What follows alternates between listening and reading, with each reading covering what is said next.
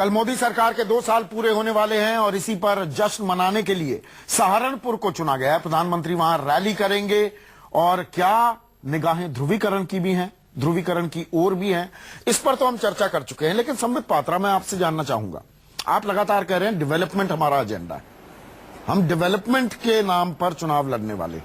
तो ऐसे में जो बात यहां पर राजीव त्यागी ने भी कही और असीम वकार ने भी कही, ये अगर आप किसानों की बात करें तो आपके घोषणा पत्र में था कि जो लागत है किसान की, लागत से 50% ऊपर उसे दाम मिलेंगे।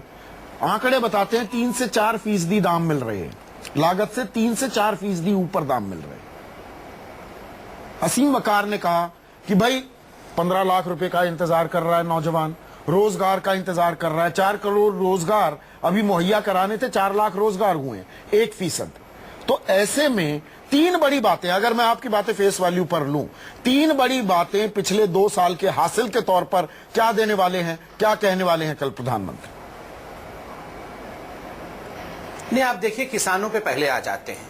किसानों को लेकर one of the biggest achievements, जो कि आज तक ऐतिहासिक अचीवमेंट के रूप में मैं देखता हूं, वो क्रॉप इंश्योरेंस रहा है। किसान का जिस प्रकार से मौसमी मार के कारण उसका जो फसल था वो उसका नुकसान होता था, इंश्योरेंस नहीं मिलता था, पहली बार लागत पर 50% ऊपर, लागत से 50% ऊपर न्यूनतम समर्थन मूल्य क्यों नहीं हुआ? मैं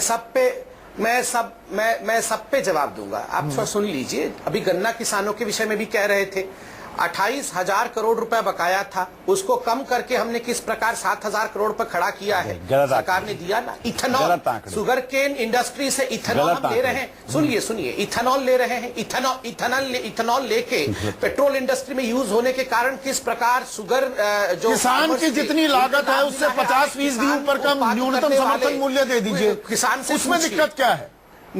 देखिए, एमएसपी दिया गया है, धीरे धीरे उसे बढ़ाया जा रहा है। 2 साल कॉम्पेंसेशन देख लीजिए, 50% फसल नष्ट होने के बाद मैं कॉम्पेंसेशन की बात ही नहीं कर रहा, 3% पे उसे लाया गया है। और ये बताइए, ये एक मिनट कांग्रेस रुकिए, पहले आप लोग अपना एफिडेविट वगैरह साइन करिए, उसके बाद हमसे सवाल करिएगा। आपने कर दिया है एफिडेविट साइन राजीव जी? हाँ, वो थोड़ा कर दीजिए अभी, बाकी हम लोग को जवाब देने दीजिए। हाँ। दूसरी बात देखिए, आपने कहा कि हमने और क्या अचीव किया। मुद्रा योजना देखिए, आप एम्प्लॉयमेंट नहीं, आप अलग चीजों पे मत जाइए। सम्मित, सीधा सवाल है मेरा आपसे, अगर आप रोजगार की बात करते हैं, 4 करोड़ रोजगार मुहैया हो जाने चाहिए थे, 4 लाख हुए। अगर मनरेगा को आपने दता बताया, स्मारक बनाने की बात की, अब आप उसको हाथ ले रहे हैं। मनरेगा में 100 दिन का काम क्यों नहीं मिल रहा? 46 दिन तो आपका जवाब है कोर्ट में। आपके कृषि मंत्री चौधरी वीरेंद्र सिंह कहते हैं कि लोग 30 दिन ही काम करना चाहते हैं, हम क्या करें भाई, 100 दिन का काम कैसे दे दें? नहीं दे पा रहे हैं ना। मैं आपको जवाब दे रहा हूं। पहला क्वेश्चन आपका कि एम्प्लॉयमेंट कम मिला, 4 लाख मिला, जो आपने कहा, मैं इसको तोड़ता हूं। देखिए, ऑर्गेनाइज सेक्टर और अनऑर्गेनाइज सेक्टर दोनों है। आपने केवल ऑर्गेनाइज सेक्टर का एग्जांपल दिया। अनऑर्गेनाइज सेक्टर में मुद्रा के माध्यम से 3.5 करोड़ लोगों को जिस प्रकार एम्प्लॉयमेंट दिया गया है, 1.37 लाख करोड़ रुपीज लोन के माध्यम से दिया गया। तो ये आंकड़े हैं, ये सच्चाई आपको काउंटर कर रहे हैं राजीव त्यागी, आपको दिया तो उसके ताकि सबको वक्त मिल जाए। राजीव त्यागी, मैं कृषि क्षेत्र पर ही बोलूंगा, कृषि क्षेत्र में इतना बोलूंगा कि मोदी सरकार ने प्रश्न नंबर 44 अपने घोषणा पत्र में वादा किया था, घोषणा पत्र में 2014 के, कि हम किसानों को 50% कॉस्ट ऑफ प्रोडक्शन से प्रॉफिट देंगे। हाई कोर्ट, सुप्रीम कोर्ट में एक PIL डली, जिसमें सरकार ने उससे परखने का काम किया कि हम नहीं दे सकते। खाद्यान्न उत्पादन, कहा मतलब खाद्यान्न उत्पादन में 10 लाख मैट्रिक टन की गिरावट पूरे देश में है। मैं आंकड़े दे रहा हूँ, लोकसभा में जो प्रश्न पूछे जाते हैं उनके आधार पर आंकड़े दे रहा हूँ। अब आई मृदा कार्ड की बात मेरे मित्र ने कही। कांग्रेस पार्टी के टाइम पे जितनी पूरे देश में मृदा प्रयोगशालाएं बनी हुई थी, उसके बाद 2014 से 16 तक एक भी प्रयोगशाला ऐड नहीं की गई है, एक भी प्रयोगशाला। ये लोकसभा में उत्तर दिया गया कृषि मंत्री द्वारा। अब दूसरी बात इन्होंने जो कही थी, बहुत महत्वपूर्ण बात, ये उत्पादन से लेकर के और सब चीजों पे कह रहे हैं। MSP पे आ जाते हैं। MSP पे गन्ने की मैंने कहा 2 साल से नहीं बढ़ी है। तीसरी चीज, प्रोडक्शन एक्सपोर्ट ऑफ कृषि जिनसों का जो एक्सपोर्ट था उसमें करीब करीब 20% की गिरावट है। आत्महत्याओं की जो दर है उत्तर प्रदेश से लेकर पूरे देश में वो 25% का इजाफा है भारतीय जनता पार्टी के आने के बाद। लास्ट सेंटेंस और कहना चाहूंगा, बुंदेलखंड में जाकर के 2014 के चुनाव प्रचार में उमा भारती जी ने और प्रधानमंत्री मोदी जी ने कहा था कि बुंदेलखंड अलग राज्य हम बनाने का काम करेंगे। बुंदेलखंड में किसान परेशान है, सिर्फ घास की रोटी खाकर के जीवन व्यतीत कर रहा है। पर भारतीय पार्टी के वादे किसानों को, लास्ट सेंटेंस और सुन लीजिए, बहुत महत्वपूर्ण है।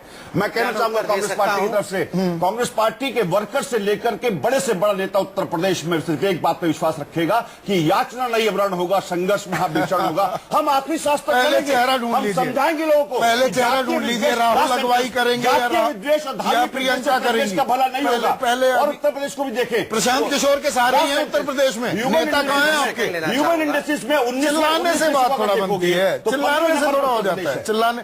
संवित 20 सेकंड आपके पास, मैं फिर औरों के पास भी जाता हूँ। जी संवित, आप काउंटर करना चाह रहे हैं? नौजवानों को एक मिनट रुकिए, अब शांति। मैं कुछ कहना चाहूंगा, मैं आ रहा हूँ सुधींद्र जी।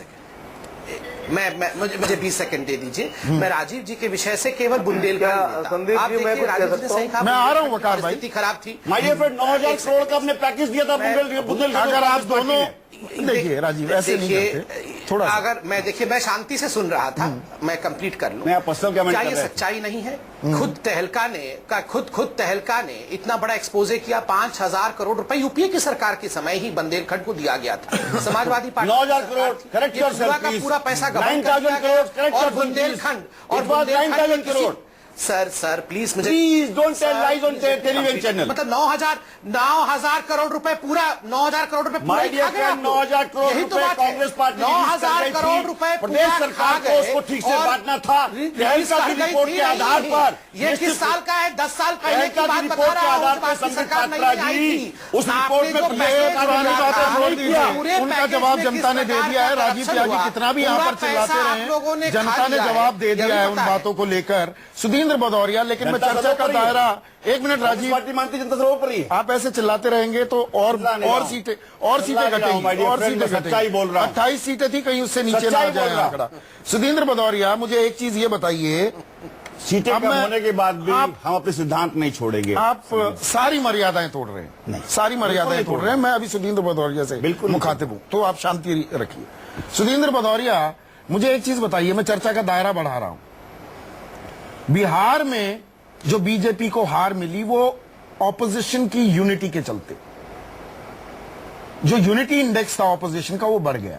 लेकिन बीजेपी को क्या ये इस बात का फायदा मिलेगा, आप बीएसपी हो या वकार भाई की समाजवादी पार्टी हो या राजीव त्यागी की कांग्रेस हो, ये सब ये फोर कॉर्नर फाइट होने वाली है।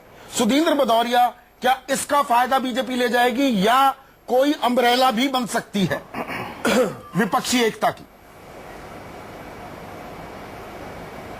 देखिए ऐसा हर राज्य की अलग अलग पृष्ठभूमि और परिस्थिति हुआ करती है।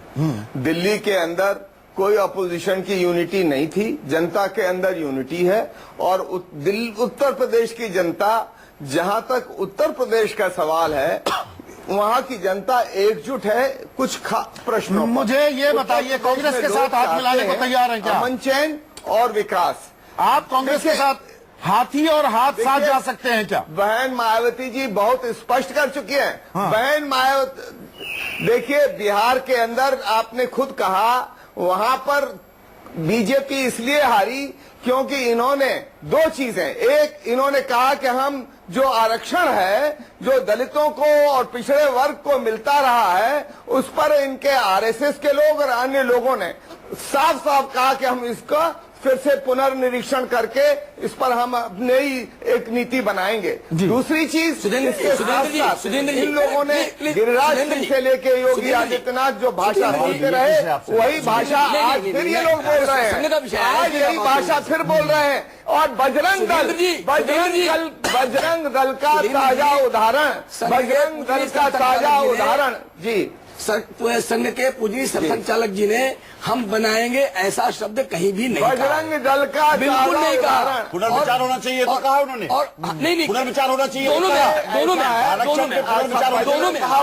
में। आखिरी सवाल असीम वकार से, असीम वकार बुलाइए जरा स्क्रीन पर।